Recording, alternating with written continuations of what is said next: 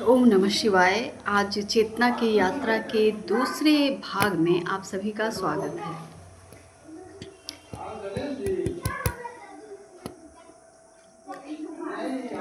चेतना की यात्रा यानी कॉन्शियसनेस की जर्नी जो होती है, जो आध्यात्म की जर्नी होती है, वो निश्चित रूप से कॉन्शियसनेस की जर्नी होती है। यानी आपकी चेतना की, आपके अवेयरनेस की, आपकी जागरूकता की यात्रा होती है।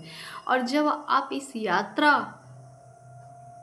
पे निकलते हैं का मतलब कहीं और जाना नहीं होता। अपने हर कार्य को करते हुए जब आपकी चेतना का मोड़ जो है वो आध्यात्म यानी स्वयं को एनालाइज करने में, स्वयं की खोज में जब निकलता है तो बहुत सारी अनुभूतियाँ होती हैं। तो उन्हीं अनुभूतियों को कभी कभी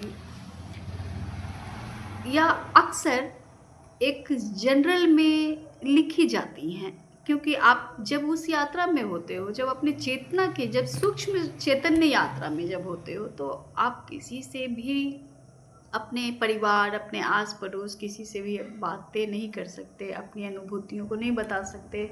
आपके हाव भाव बदल जाते हैं, आपके थॉट प्रोसेस बदल जाती हैं, आपके कार्य करने की शैली बदल जाती है। आप किसी से इंटरेक्ट नहीं होना चाहते, किसी से बात विवाद भी होना स्टार्ट हो तो या तो आप बहुत ज़्यादा हाइपर हो जाते हो, या बिल्कुल हाइपर होते होते एनालाइज करते करते आपको समझ में आने लगता है कि मौन रहना ज़्यादा मेरे लिए बेनिफिशियल है, मेरे लिए फ़ायदेमंद है। क्योंकि जब मौन में अंतर यात्रा जब होती है ना, तो बहुत सारी चीज़ों के, बहुत सारे प्रश्नों के उत्तर आपके अंतर मन में ही मिलते हैं। जो इसलिए ये आध्यात्म की यात्रा होती है, चेतना की यात्रा होती है, आत्म अध्ययन यानी स्वयं के खोज की यात्रा होती है। तो पहला भाग आप लोगों ने सुना। दूसरा भाग में, भाग ये नहीं है, ये पार्ट है। दूसरा पार्ट, एक पार्ट और भाग एक ही बात है, लेकिन ये दूसरा पार्ट है। मैंने अपने बहुत सारे डायरीज़ में, बहुत सारे बुक कॉपी में, बहुत सारी चीज़ों में नोट, एक जनरल की तरह नोट करती चली गई। तब समझ में नहीं आता था कि ये जो इतनी सारी जो डाउनलोडिंग हो रही है किसी एक चीज़ों को लेकर, किसी एक बात को, किसी एक एक छोटे से सोच को लेकर, जब आपके माइंड में पिन पॉइंट तक, जब आप सोचते सोचते जब आप पॉइंट तक पहुंचने लगते हो, तो आपको एक अलग ही नज़रिया मिलना स्टार्ट हो जाती है। तो इसी चीज़ को आ, एक अपनी बातों को किसी से जब कह नहीं पाते हैं तो आप एक जनरल लिखना शुरू करते हैं। तो जनरल में भी उसी प्रकार की एक जनरल मेरे पास भी है, जिसे मैंने भी अपनी यात्रा के दौरान लिखा, अपनी अनुभूतियों को। बहुत सारी अनुभूतियाँ जो हैं वो तो बहुत सारी किसी बात के जो आंसर्स होते हैं वो इतना ज़्यादा उस समय एक डाउनलोडिंग एक साथ इतना ज़्यादा मात्रा में होने लगता है, जैसे कि आपके जैसे जैसे जैसे महादेव के पूरे जटा खुल गए हों और गंगा की धार, तो वो तो महादेव थे जो संभाल पाए थे उन आवेग को।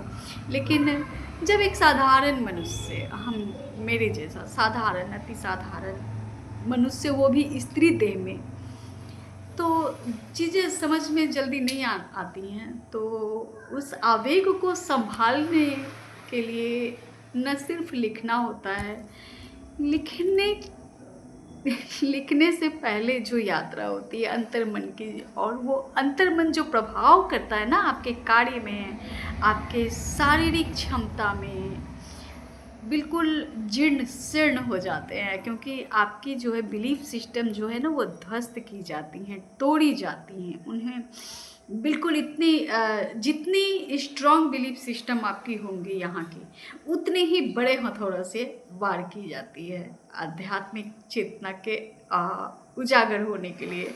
और ये वार किन के द्वारा की जाती है? ये वार गुरुओं के द्वारा, जो अदृश्य गुरु हैं, जो दृश्य गुरु हैं, जो अदृश्य गुरु हैं।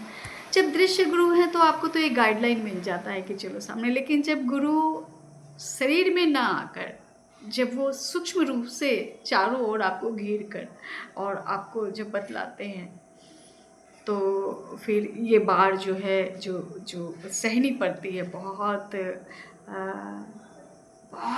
कठिन, बहुत कठोर होने के बावजूद भी वो एक ऐसी आनंद की लहर होती है, एक ऐसी प्यास होती है, एक ऐसी भूख होती है, जो इस धरती के जितने भी जुर्म कर दिए जाए ना उस शरीर पे, उस मन मस्तिष्क पे, उसके जीवन पे, वो सारे कुछ भी नहीं लगते हैं। तो इसी अंतर यात्रा को ईश्वरीय आज्ञा के अनुसार आप लोगों के समक्ष, ताकि आप लोगों को क्लियरिटी भी मिले और आप लोगों को प्रेरणा भी मिले। बहुत सारे ऐसे सब्सक्राइबर हैं, बहुत सारे ऐसे लोग हैं जो भी सुनेंगे, जो सुन रहे हैं, उन सब के लिए भी यात्रा में सहयोगी ही सिद्ध होंगी। तो आइए चलिए, मैं यहाँ इस ग्रह के ज़्यादातर नियमों को और समझ को और सही कम्युनिकेशन को सहज स्थापित नहीं कर पाती थी। यहाँ मैंने अपने बारे में लिखा है, पर विलग होकर, डिस्कनेक्ट होकर, इस संसार से पूरी तरह से डिस्कनेक्ट होकर अब सहज हूँ और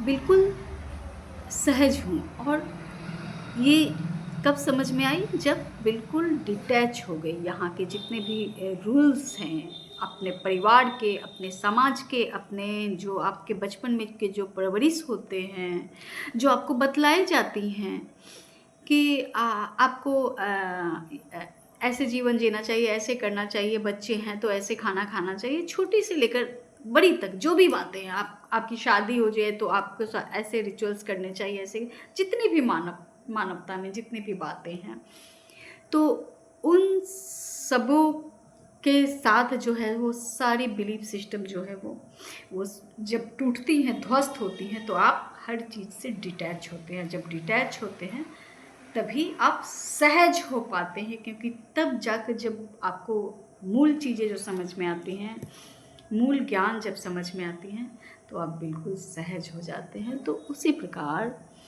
जब मैं विलग हो गई, डिटैच हो गई, तो सहज हूँ। इस शरीर में मुझे स्वयं को समझने का बहुत, या कहे बेशकीमती उपहार मिला है। धरती का अनुभव मेरे लिए शुरू से ही बहुत अनजाना रहा है, पर यहाँ आकर अनुभव हासिल कर मेरी आत्मा की मंजिल मिली है। ये मेरी ही चॉइस थी। तब मुझे पता चली कि ये मेरी ही चॉइस थी।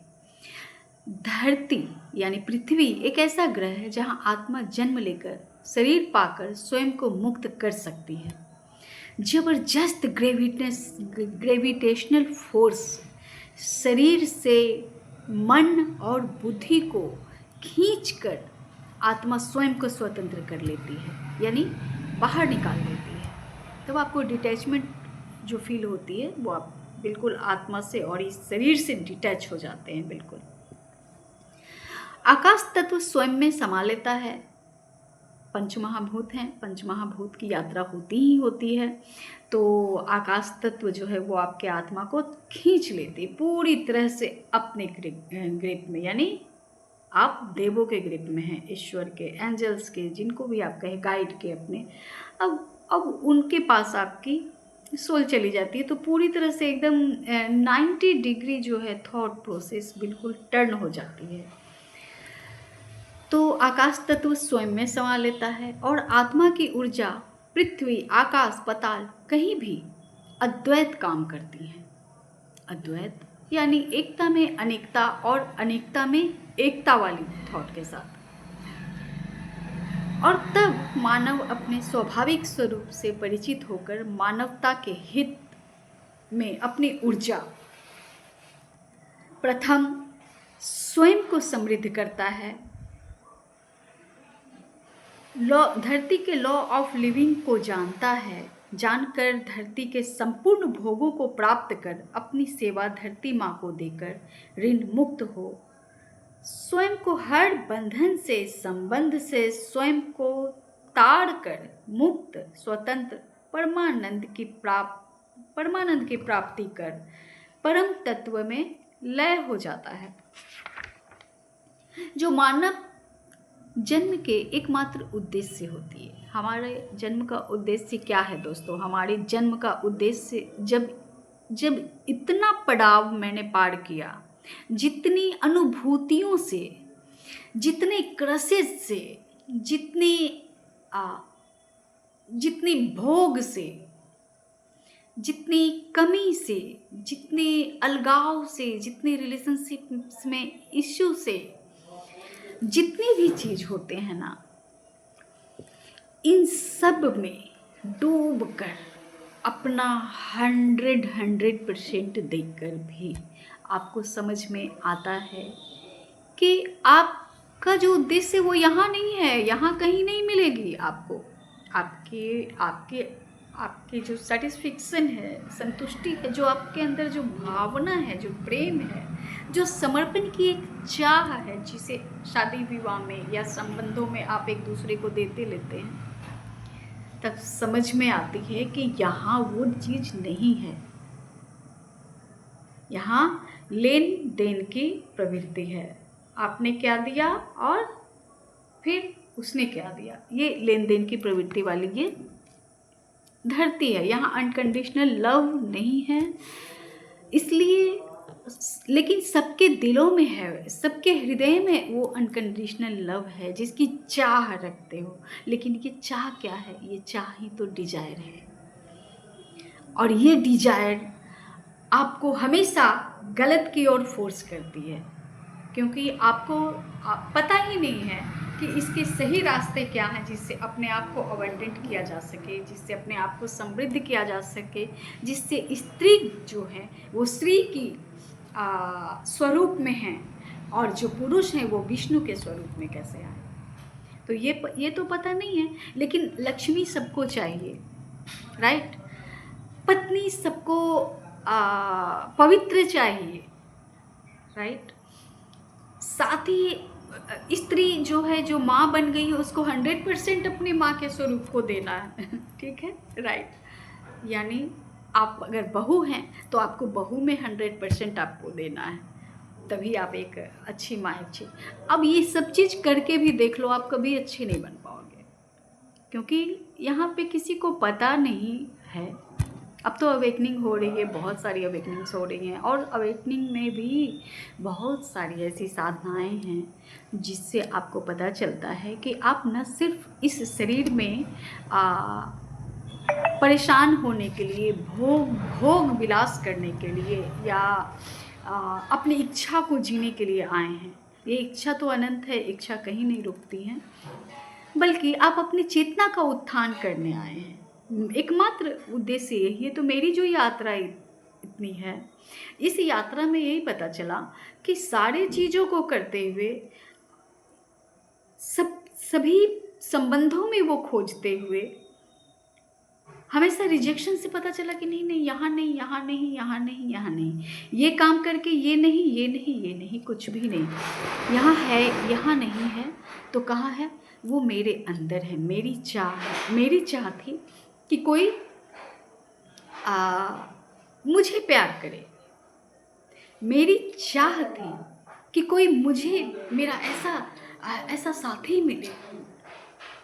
ऐसी पुरुषों की चाह होती है कि मुझे ऐसी पत्नी मिले जो बिल्कुल, अब तो बहुत डिस्ट्रैक्शन हो गया, सबको वर्जिनिटी ही चाहिए, वर्जिन होनी चाहिए लेडीज। तुम क्या हो? तुम हो।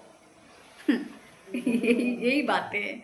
तो उस श्री की अवस्था में स्त्रियां जो हैं, जब तक वो खुद में नहीं जानेंगे कि मेरा असल स्वरूप क्या है, पुरुष खुद में नहीं समझेंगे कि मेरा असल कर्तव्य, मेरा धर्म क्या है,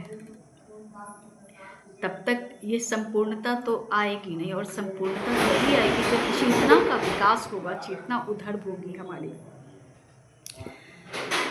तो जो परमेश्वर की स्थिरता, चेतना और परमेश्वरी की श्री संपन्नता से सुसज्जित होते हैं। मैंने इस यात्रा में जाना कि आत्मज्ञान से अधिक ज्ञान इस पूरी पृथ्वी पर और बाहर कहीं नहीं।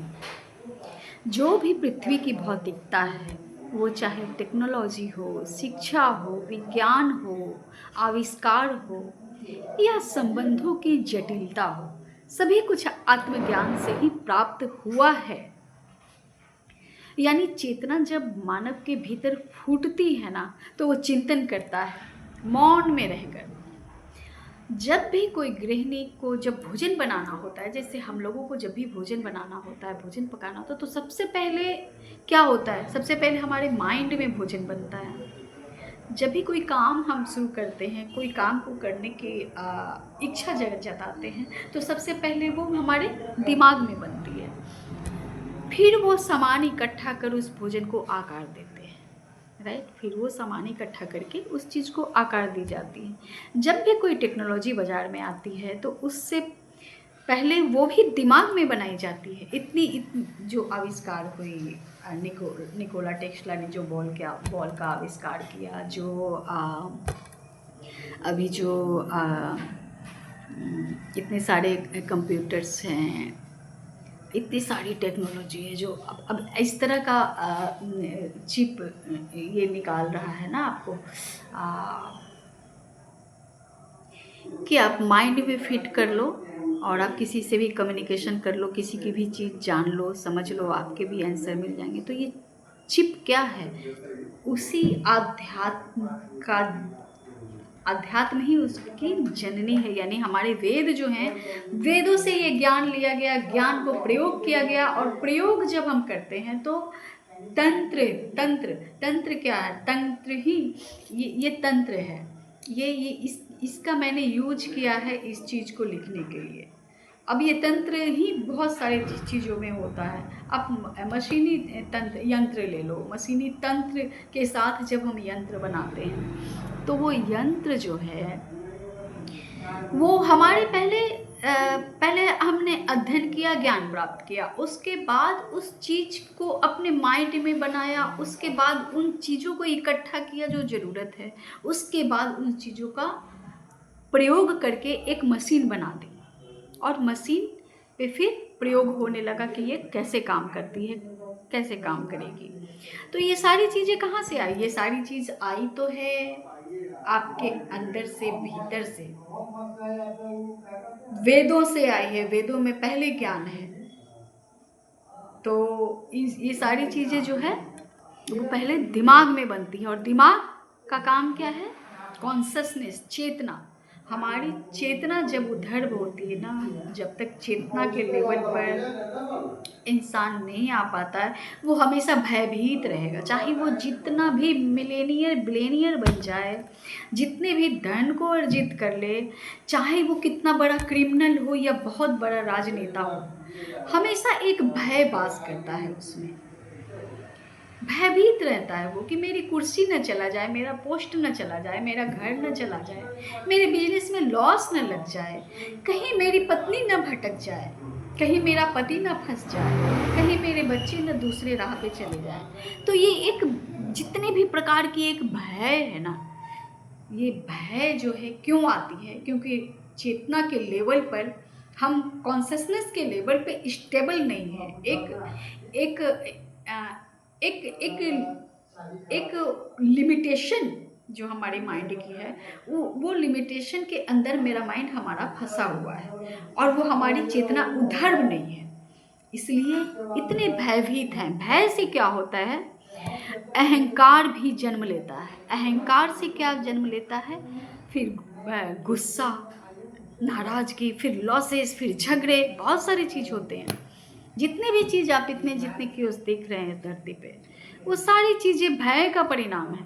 आप भयभीत होते हो, आप नहीं पहचान सकते कि सामने वाला वो फ्रॉड है या फ्रॉड नहीं है, ऑथेंटिक है। आप ये दोनों में से कोई चीज़ को जज नहीं कर सकते।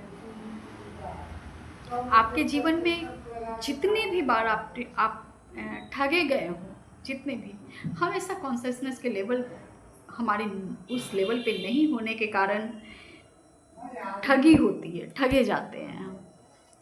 तो आज के समय में आध्यात्मिक विकास जो है वो एकमात्र, अभी जो जितनी मशीनी जितने होने थे वो सब हो चुके। लेकिन अभी आध्यात्मिक विकास जो है, यानी स्वयं की खोज, अपने अंतर आत्मा, अपने आपकी जो सोर्स है, जो जो आत्मा में जो जो प्राण है, प्राण ऊर्जा, वो आई कहाँ से है, कौन इसका ऑपरेटर है, उसके स्वरूप क्या है, वो कैसे काम करता है। अगर यहाँ तक आपकी जब तक पहुँच नहीं बनती, तब तक आप छोटे से इस धरती पे, छोटे से परिवार में, छोटे से समाज में, छोटे से शहर में आप चीज़ों में उलझते ज़्यादा हैं, परिणाम कम प्राप्त करते हैं। ठीक है, इसलिए आध्यात्मिक विकास बहुत ज़रूरी होता है। आध्यात्मिकता से हर चीज़ प्राप्त की जा सकती है, भौतिकता भी प्राप्त की जा सकती है, भोग भी प्राप्त की जा सकती है। कितना भोग भोग लोगे, कितना कितना इस धरती पे भोग है ही कितना। लेकिन आध्यात्मिक विकास के बाद जब अपने आपकी कॉन्शियसनेस जो उस लेवल पर पहुंचती है, तो उस चेतना के साथ जब आप कार्य करते हो, तो आपके प्रत्येक कार्य जो हैं वो परफेक्ट तो होते ही हैं, साथ ही क्रिएशन होती है, आविष्कार होती है, बहुत सारी नई नई चीज़ों के नई नई थॉट आती है, जिससे आप अपने काम को अंजाम दे सकते हो। जो आपको टेक्निक सिखलाई जाती हैं बिजनेस में, सर्विस में, उन टेक्निक को आपके वो अंदर से रिवील होंगी और वो बिल्कुल अलग तरीके की होंगी। ये प्रकार है आपकी आध्यात्मिकता, ये ताकत है आपके आध्यात्मिकता में, ये ताकत है आपके वेदों में, ये ताकत है सनातन के ज्ञान में।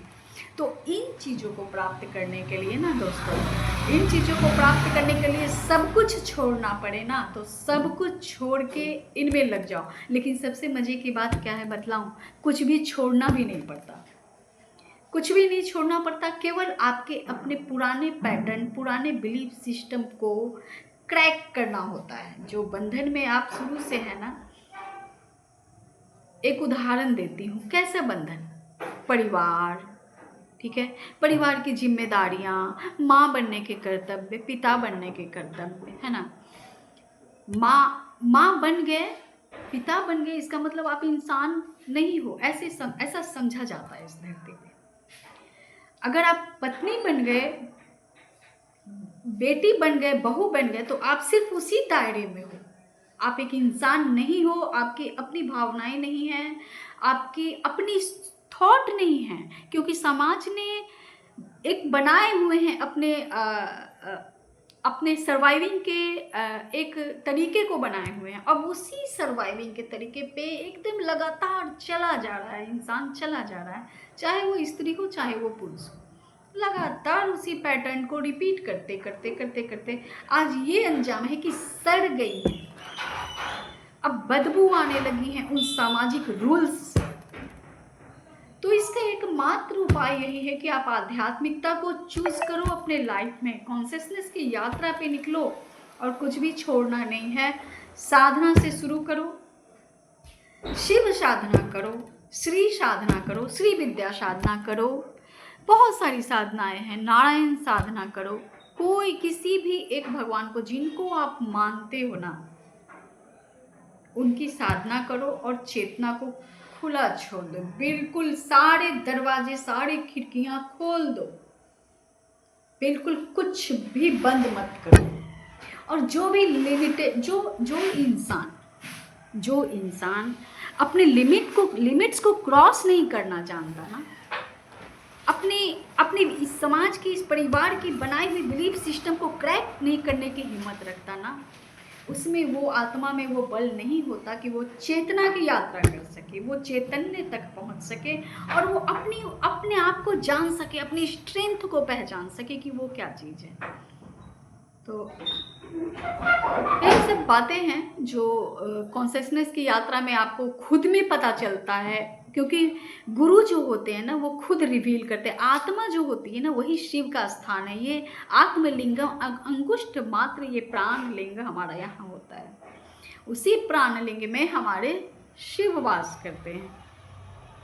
और आत्मा सूर्य का प्रतीक है, यानी पिता का प्रतीक है। पिता का क्या धर्म कर्म है? पिता का धर्म कर्म पोषण करता, पालन करता, उसके बाद गाइड करता। तो अब सोचिए, जब धरती के पिता हमारे ऐसे होते हैं, तो वो परम पिता परमेश्वर के हाथ में जब आप होते हैं, जब आपकी आत्मा उनके हाथ में होती है, जब आप उस चैतन्य के साथ होते हो, जब वो गाइड करते हैं, तो तब तो ये धरती के सारे मैट्रिक्स से, इसे मैं मैट्रिक्स, इसे मैं जाल कहूँगी, बहुत बड़े जाल में फंसे हो सभी बहुत बड़े जाल में फंसे हो। ये शादी, ये विवाह, ये बहुत विवादास्पद बात है, ये विवादास्पद बात है, लेकिन अब इसके बारे में भी अगर प्रश्न होंगे तो बहुत अच्छे से फिर इस पे भी वार्ता की जाएगी। ये बहुत बड़ा झोल है, झोल में फंस के बैठे हो सभी, है ना। और डिजायर में झोल क्यों है? क्योंकि अपने डिजायर से सभी बंधे हैं। ये अचीव करना है, ये अचीव करना, आपको ये अचीव अगर करना है ना, स्वयं को अचीव करो, स्वयं को प्राप्त करो, स्वयं को समझो, स्वयं को जानो। अचीवमेंट उसे कहते हैं। उसके बाद आपको जितना पंख फैलाओ ना, तब तो आसमान का तो अंत नहीं है ना। उतने आसमान तक आप दौड़ लगाओगे, उतने आसमान पे आपके पंख हो जाएंगे, उड़ोगे।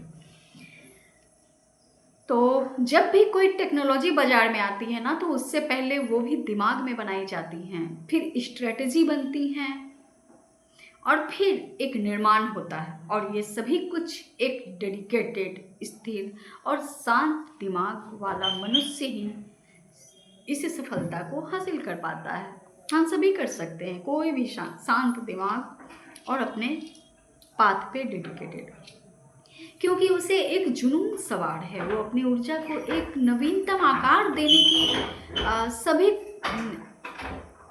नवीनतम आकार देने की, हर चीज क्रिएशन ही तो है। धरती क्या है? हम धरती पे हैं, पंचमहाभूत धरती है ना। तो धरती क्या है? नित्य नई क्रिएशन है यहाँ पे, निर्माण, लगातार निर्माण। एक बीज भी पड़ रही है ना, वो फलित हो रहे हैं। तो ये सारी, जब जिस इंसान में क्रिएशन की शक्ति नहीं होगी ना, जिसकी इमेजिन शक्ति जो है, जो थॉट जो उड़ान नहीं भरेगी ना, जो लिमिट को क्रॉस नहीं करेगी ना, वो बस इसी मैट्रिक्स में फंसे रहेंगे, हमेशा अपनी ज़रूरतों पे डिपेंड रहेंगे, आर्गुमेंट्स होंगे रिलेशनशिप में, वो परेशान। इसे ही तो जाल कहते हैं, इसे ही तो मैट्रिक्स कहते हैं, इस धरती के मैट्रिक्स कहते हैं। इस जाल से निकलना है ना दोस्तों। तो अध्ययन शुरू करो, आत्म अध्ययन, आध्यात्मिक पाथ पे चलो। ये वो शक्ति देती है जो शेर की सवारी होती है, राइट। अपने आध्यात्मिकता को, अपने आप को अचीव कीजिए, अपने आप को जानना समझना। तो ये एक लेखन थी, लेखन से ज़्यादा मैंने ही बातें कर ली आप लोगों के साथ। तो अब फिर नेक्स्ट बनाऊंगी वीडियो जो होंगी स्त्री शक्ति पे। अभी तक मैंने स्त्री पे खुल के नहीं बात की है, जबकि मेरे एक सब्सक्राइबर हैं, उनकी डिमांड है कि मैं बतलाऊं कि वो परेशान क्यों हैं। यानी वो फीमेल है, फीमेल परेशान क्यों है। आज के समय में भी अगर फीमेल परेशान है तो ये और कहीं कोई किसी की गलती नहीं है। मारी जा रही हैं, मार खा रही हैं, घर में रह रही हैं, अर्निंग नहीं कर पा रही हैं, तो ये अब किसी की गलती नहीं है, ये उस स्त्री के ही गलती है। लेकिन मैं गलती नहीं बतलाऊंगी, सिर्फ गलती नहीं बतलाऊंगी, मैं बतलाऊंगी कि आप क्या हो, आप क्या बन सकते हो, आप क्या हो, कैसे अपने आप को समझोगे, पहचानोगे। तो मिलती हूँ आपसे नेक्स्ट वीडियो पे, तब तक के लिए ओम नमः शिवाय।